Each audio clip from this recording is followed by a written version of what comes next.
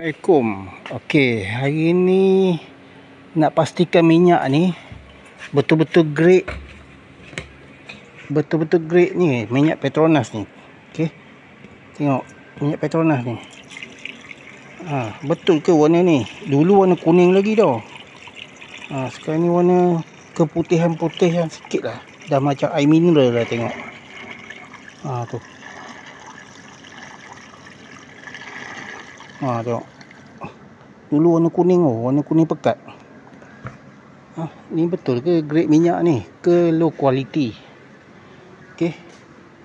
Cuba tengok dekat sini.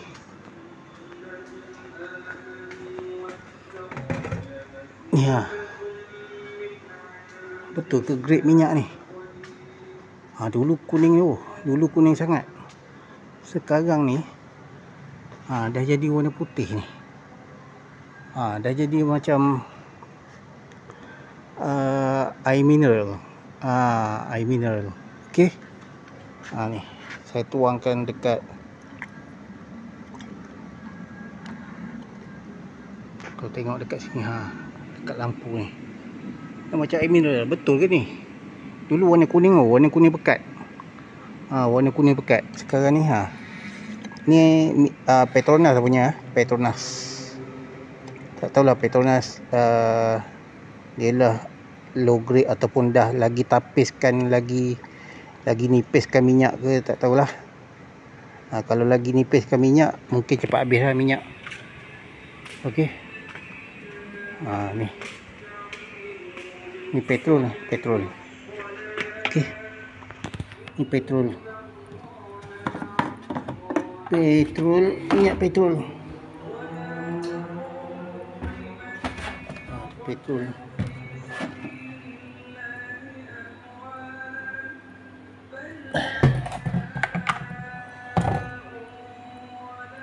Tak tahulah minyak sekarang ni ditapis lagi nipis ke, ataupun sepatutnya dia kalau dia lagi tipis biasanya enjin akan knocking lah kan, akan mengalami knocking dan ni lah bakaran pun memang akan cepat habis. Okey. Akan cepat habis. So kita tak tahulah grade minyak ni macam mana, yang budi ataupun yang RM2.60 ni. Okey. So ni Petronas punya minyak Premax 95. Okey. So kita letak dalam kancil ni. Okey.